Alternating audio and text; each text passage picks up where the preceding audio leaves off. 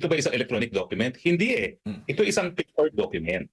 So ang pag-authenticate nito, miski ito'y makakarating sa hukuman, simple lamang. Nasaan yung original? Magandang araw. Mga kababayan, ayon kay Atty. Harry Roque, hindi dapat umano maliitin at baliwalain ng Administrasyong Marcos o kahit pa itong si Pangulong Marcos. Itong dokumento na inilabas ni Maharlika kung saan sangkot nga siya. At ayon kay Atty. Harry Roque, mali naman umano ang paraan ng pagtanggi o yung pag-deny ng PDEA patungkol sa pagkasangkot ni Pangulong Marcos sa paggamit umano ng illegal na pulburon o illegal talagang paggamit ng pulburon, mga kababayan. Well, alam nyo, lilinawin ko ha. Wala tayo sa posisyon para sabihin kung authentic yung dokumento o hindi. Pero ang sinasabi ko, mali naman yung pamamaraan na sinabi ng PIDEA kung bakit yan ay fake. Ang sabi nila, hindi raw yan kabahagi ng isang computerized system nila, no, na kung saan nakarecord lahat yung authority to operate.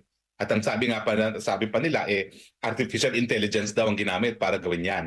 Una-una mga partners, walang kinalaman ng computers dito. Bakit? Meron tayong tinatawag na electronic evidence rule. Kapag ang isang dokumento ay computerized document, kinakailangan sumunod ka doon sa electronic evidence rule para mapatunayan ang authenticity noong dokumento. Pero partner, tignan mo naman ito ba isang electronic document? Hindi eh. Ito isang paper document. So ang pag-authenticate nito, miski ito'y makakarating sa hukuman, simple lamang. Nasaan yung original, una-una, at pangalawa, sino yung tao na pumirma. Kinakailangan yung taong pumirma ay sasabihin niya, pirma ko nga yan. At ito yung authority to operate na aking linagdaan. So ibig sabihin mga kababayan po natin, ang magpapatunay lang talaga kung totoo man ang dokumentong ito o hindi ay yung nagperma nitong or nag-approve nitong pre-operation report na umano nilabas ni Maharlika na sangkot nga ang ating Pangulo. Mga kababayan po natin, ang ipinagtataka rin ni Atty. Harry Roque, iwala umano kahit ni isang media mula sa mainstream media ang nag-cover nito, which is ito umano ay isang national issue. At kung may lumabas man itong I think Daily Tribune, agad naman ito binawi dahil ayon sa kanila ay hindi nila umano na-verify ang report na ito, which is dinideny nga ng PIDEA na fake news o walang katotohanan niya ang inilabas ni Maharlika. Ngunit ayon mismo kay Atty. Trixie Cross, abay nakita niya rin pala ang dokumentong ito, mga kababayan po natin. So nagpapatunay na matagal na kumalat ang dokumentong ito, ngunit si Maharlika lang ang may balls para ilabas ang ganitong klaseng issue. Sa bagay, ang sabi nga ni Atty. Trixie Cross, nasa Amerika ito, kaya ligtas man ito kung sakaling magkaroon ng kasuhan, libelous. Yun lang, kinasuhan siya ng libel dahil may mga tinira siya ng mga fashion designer na nakabase sa Amerika. So, yun lang ang kanyang pagkakamali nitong si Maharlika. Pero yung mga issue dito sa Pilipinas, ligtas pala yan. At kay PBBM at kilam doon sa New York.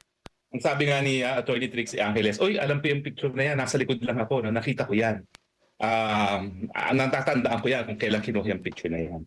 At kung makikita mo yung picture na yon, ang akala ko nga para siyang PSG kasi malapit siya at siya parang meron siyang position na parang confidential na naroroon siya. No? So ang tanong, anong ginagawa na isang drug trader sa tabi ng presidente at ng first lady sa New York? Itong sinasabi ni Atty. Harry Roque naman, mga kababayan, yung picture nga na pinakita ni Maharlika kung saan kasama umano ni Pangulong Marcos ang isa sa mga nahuli umano na sangkot sa kalakaran ng illegal na pulburon. So ngayon ang pinagtataka ni Atty. Harry Roque, bakit pa isinama ni Pangulong Marcos? Abay, nahuli na pala yun na nagbibenta o nagninegosyo umano ng illegal na pulburon. Number one. Number two, baka naman sumakay pa yan sa Presidential Flight 001 papunta. Yun lang. Pera ng taong bayan ang ginastos ng nagbebenta ng illegal na pulburon. Ng New York.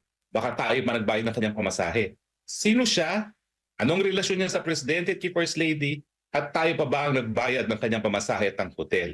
Samantalang siya pala ay may mga kasong hinaharap para sa pangangalakal ng droga, hindi lang sa Pilipinas, kundi pati na sa Australia pa. So talaga ngayon po mga partners, no, ang inaantay natin ay ang kasagutan ng presidente. Minsan lang siya nagsalita tungkol dito sa pratang na siya ay nagpupulburon. No? At ang sabi niya, I will not dignify that with an answer. Pero alam nyo, bagamat hindi naman ito hukuman, ito'y court of public opinion, anong epekto? Ano yung importansya ng dokumento ni Maharlika? Well, unang-una, kinocorroborate yung sinabi ni Presidente Rodrigo Roa Duterte na meron nga siyang nakitang ebidensya galing sa PIDEA na gumagamit ng pinagbabawal na droga ang ating presidente. So, yun lang mga kababayan po natin na palagay ko talaga po ulit-ulit nating sinasabi na dapat sagutin na ito ni Pangulong Marcos at yun nga kung anong hinihiling nila. Hinihiling nila na magpa-drug test, gawin ng ating Pangulo para matapos na nga ang isyong ito mga kababayan po natin kung talagang hindi totoo at talagang hindi siya gumagamit nitong illegal na pulburon mga kababayan po natin. Pakinggan po natin naman ang maikling pahayag na ito ni Trixie Cross. Nagkaroon siya ng disgusto dito sa matagal na niyang tinataguyod na PBBM. To allege a crime and the crime is being committed now, that will require evidence. The evidence that Madam Maharlika is holding is evidence of previous drug use or a previous investigation on an inquiry into drug use.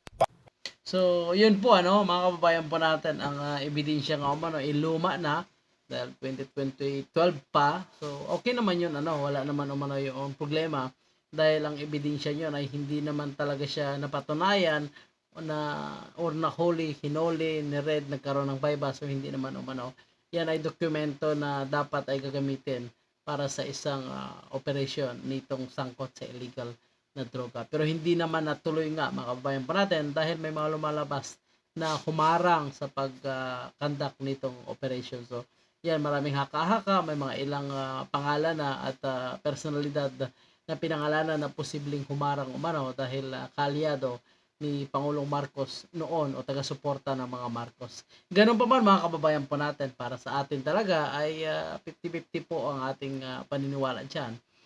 Baga, posibleng totoo, posibleng hindi. Ngunit maniniwala po tayo na 100% ito negative or totoo kung talagang magkakaroon ng testing po mga kababayan po natin. So abangan po natin kung ano po ang magiging reaksyon nitong Presidential Communication Office kasi hanggang ngayon wala pa silang sinabi. Ang nagsalita pa lang itong PIDEA at ang si DILG Secretary Abalos mga kababayan po natin. So yan muna ang ating update at magpapatuloy po tayo sa ating pagbibigay ng update patungkol sa isyong ito. Tandaan po natin, this is a national issue mga kababayan po natin. So kailangan natin malaman kung anong katotohanan sa likod nitong pasabog ni Maharlika. Maraming salamat.